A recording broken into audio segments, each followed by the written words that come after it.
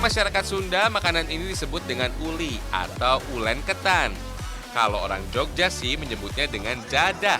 Sedangkan di Surabaya atau Malang disebut dengan tetel. Ulen khas dari Sunda ini penyajiannya bisa dibilang beda. Ulen yang tampilannya cantik, putih, bersih kayak tipe cewek kamu harus digoreng atau dibakar untuk menambah aroma dan efek crunchy. Tapi fams, makanan tradisional asal tanah Sunda ini udah mulai berbenah diri. Biar anak zaman now masih kenal dengan kuliner leluhurnya. Untuk menarik minat mereka, maka dikasih tambahan isian. Rasanya mulai dari yang asin sampai yang manis-manis kayak senyuman kamu gitu. Sebenarnya sih fams, bahan baku ulen kekinian ini masih sama persis dengan ulen zaman baheula.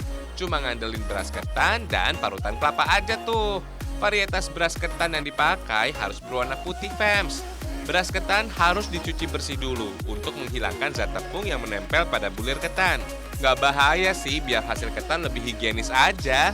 Ada tipsnya nih fams, ketannya juga harus direndam dulu biar teksturnya lebih empuk dan nggak berbau. Umumnya sih rendam sekitar 30 menit hingga 4 jam.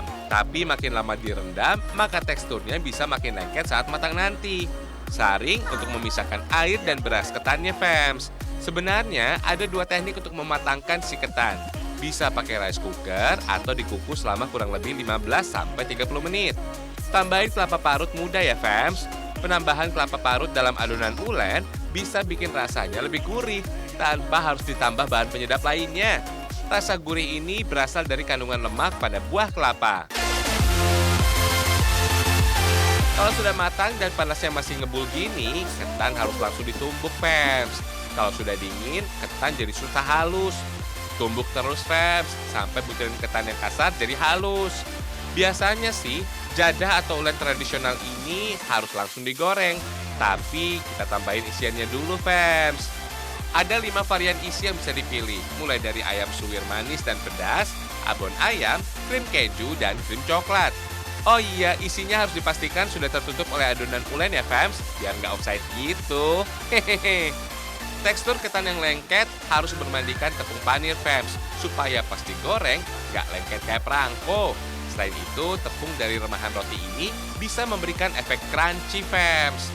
Ulen, jadah atau tetel biasanya selalu ada dalam setiap pernikahan adat Jawa. Ada filosofi khusus di dalamnya loh. Menurut mereka, sifat beras ketan yang lengket bisa jadi pelajaran bagi setiap pengantin. Biar keduanya selalu lengket, alias punya hubungan erat dan susah dipisahkan. Hehehe, ada-ada aja ya. Tapi filosofi ini bisa dianggap doa ya. Hehehe. Tinggal goreng aja fams, jangan sampai gosong ya, biar warnanya lebih menarik. Sekilas tampilannya mengingatkan kita dengan combro fams. Kudapan sederhana ini nggak cuma gurih di lidah aja loh, beras ketan juga punya manfaat untuk kesehatan. Serat di dalamnya berguna untuk melancarkan metabolisme tubuh.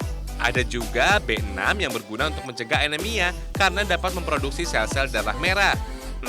Udahlah bikin kenyang, bermanfaat untuk tubuh juga. Sedap!